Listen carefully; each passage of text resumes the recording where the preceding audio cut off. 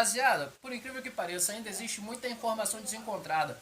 Como, por exemplo, algumas pessoas falaram que o avião passou por uma manutenção um dia antes desse voo, e algumas pessoas falam que ele passou por uma revisão, que são duas coisas totalmente diferentes. Uma outra causa bem provável do acidente também é o que acontece, cara.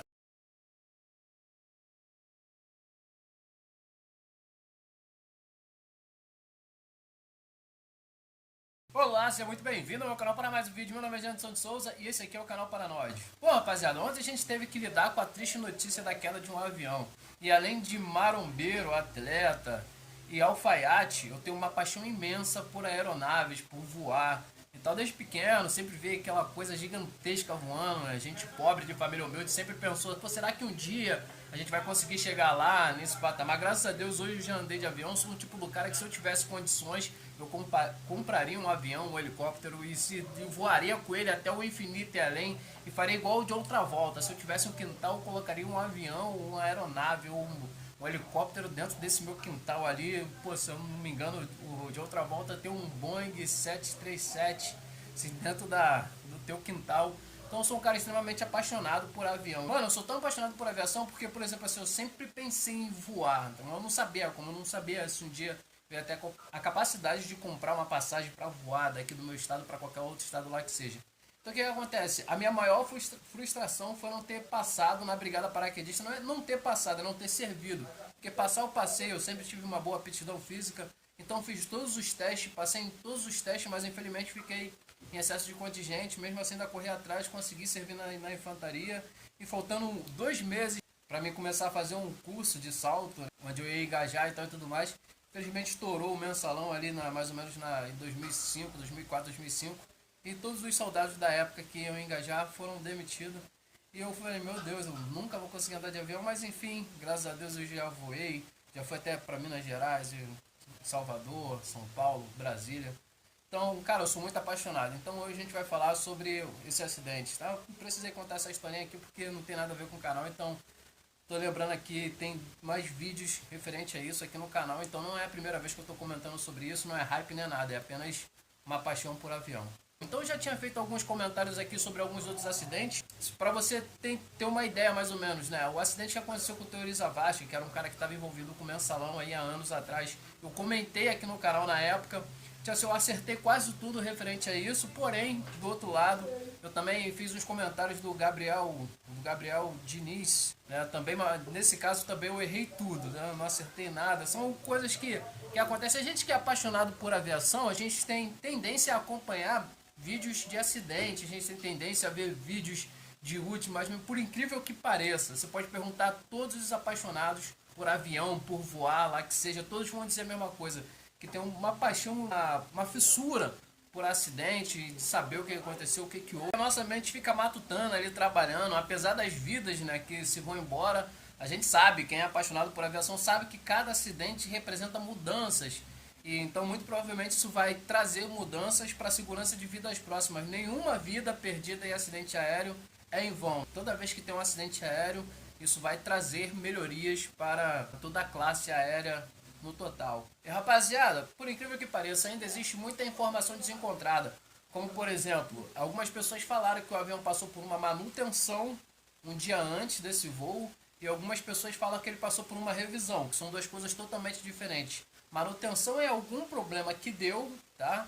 E então ele foi para o hangar e teve que fazer ali uma manutenção, né? O técnico ali teve que mexer algumas peças ou trocar alguma peça. E se for uma revisão, é só passar checar o avião e dizer, beleza, tá ok, tá pronto para voar, não tem problema. Pode pegar aqui, vai, irmão, vai que ele vai te levar no destino sem problema. Então essa é a primeira contradição, né? Essa é a primeira coisa que a gente não sabe exatamente o que aconteceu. Então se teve algum problema no avião e ele foi para mecânica ali para fazer alguma manutenção, então esse pode ter sido um problema, uma má manutenção pode ter sido uma das causas do acidente. Uma outra causa bem provável do acidente também é o que acontece, cara. Quando a gente vai fazer uma viagem longa, olha eu falando como piloto, mas quando se vai fazer uma viagem louca, requer muito combustível. Muito combustível requer peso a mais no avião. Isso pode justificar, né, uma dificuldade de manter uma altura considerável A gente tem imagens já do vídeo da hora da decolagem até mais ou menos a hora do acidente, né? Existe um corte ali no intervalo, algumas pessoas falam em 15 minutos de voo e outras em 15 segundos de voo. Tá? Acho que 15 segundos de voo é muito pouco, até porque eu acho que os comandantes tentaram controlar o avião de alguma maneira. Então, quando requer muito combustível, requer uma atenção maior. Eu não sei se muitos de vocês sabem ou se algum de vocês sabe, mas o combustível de um avião, ele fica na asa, nas asas do avião, eles ficam ali, né? Bem nas proximidades do motor. Então, se houve um desbalanceamento, se houve uma... Como é que eu vou te explicar? Há alguns anos atrás, teve um acidente bem parecido, né, referente a um aluno. Na verdade, no avião só estava ali o instrutor e o aluno. Então, enquanto o instrutor estava distraído, mexendo no celular, o aluno estava abastecendo o avião. Então, quando esse avião levantou voo, logo depois de levantar voo, ele teve uma tendência bem estranha a puxar por um lado. Muito para um lado, muito para um lado. E os pilotos tentaram equilibrar ali o peso, né? Porque tem como fazer esse equilíbrio, né? Se o avião perde o motor, né? Automaticamente um lado do motor funcionando vai gerar uma força que vai gerar essa desproporção de tamanho, vai forçar o avião a levantar uma asa e abaixar outra, que foi o que aconteceu nesse acidente aí, que ele caiu com a asa praticamente em 90 graus assim, bem estranho isso ter acontecido. Então eles tentaram corrigir da maneira manual, mas não foi possível. Por quê? Porque o desbalanceamento de combustível acabou pesando muito mais uma asa, eles foram perdendo altitude e caíram em cima de uma casa. Era um avião até de menor porte, então eles caíram dentro de em cima de uma casa. Eu vou postar aqui uma reportagem para vocês terem ideia do que mais ou menos aconteceu nesse acidente. Então, tipo assim, isso pode ter sido uma possibilidade. Possibilidade, por que eu não posso dar certeza referente a isso? Como eles estavam com um tanque bem cheio, tá? Porque era uma viagem que sairia de São Paulo, ia para o norte, né? Para o nordeste, era para o Pará, se eu não me engano. Então era uma viagem bem longa, então muito provavelmente eles estavam com a quantidade máxima de combustível para completar esse voo, que seria bem longo. Mas enfim, um dos casos que pode ter acontecido foi o não balanceamento do combustível, uma asa mais cheia que a outra, tá? Se levantar voo assim é de um perigo surreal.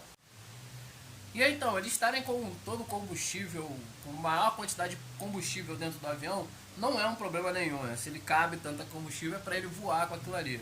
O problema maior é que é o seguinte, todo avião ele tem um peso mínimo de voo, tá ligado? Ele tem um peso mínimo para ele levantar voo. Quando você vai viajar, não sei se você já viajou de avião, mas enfim, quando você vai viajar, a sua mala ela passa por uma situação ali onde ela é pesada. Quando a quantidade de passageiro é muito grande para o avião, eles recomendam que você dê a sua mala de mão para que ela possa ser pesada também, para saber se é possível balancear esse peso com o peso do avião e a quantidade de combustível e o peso total que ele precisa ter para levantar voo. Já aconteceu comigo, eu estar com a mochila, sei lá, minha mochila deve estar uns 3, 4 quilos mais ou menos minha mochila. Passei, fiz o check-in e tudo mais. Quando a gente fica na fila ali para embarcar, olha, fala lá no microfone, ó, passageiros do voo tal, queiram deixar a sua mochila para a pesagem, para a sua segurança e tal e tudo mais. Então, aquelas pessoas que querem deixar ali a mochila ali para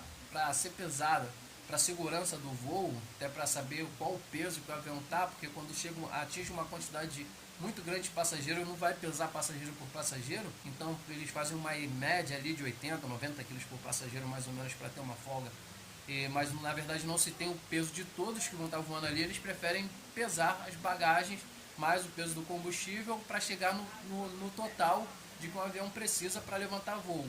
Então, cara, a gente sabe que essa família ia passar uma semana lá, então a gente não sabe o quanto esse avião estava pesado. A gente viu que ele atravessou praticamente toda a pista para levantar voo, ele levantou voo praticamente no final da pista, isso é uma indicação de avião pesado, ou problema no motor, né? Problema de potência no motor.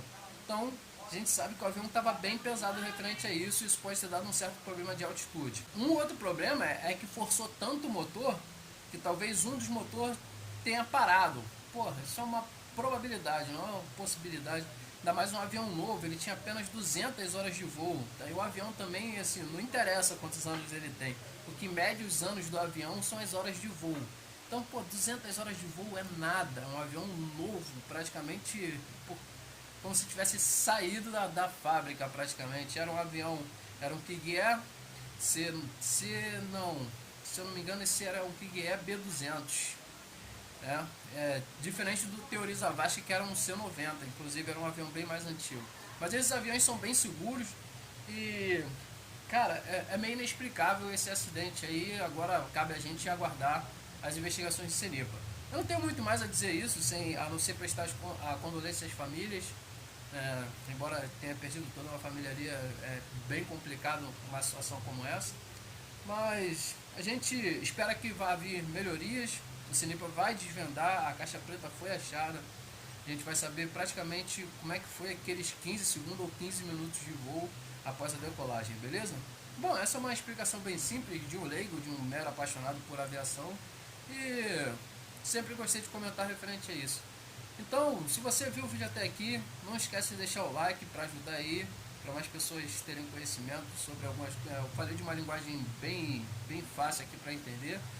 Daqui a pouco a gente vai ter o grande Lito aí, que é o maior youtuber da aviação, que deve também dar um parecer. E é isso. Se ele já tiver com o vídeo postado, se antes de eu postar esse vídeo aqui, eu vou deixar o link do vídeo dele aqui, que é um cara muito foda, o melhor da aviação, com certeza, no YouTube.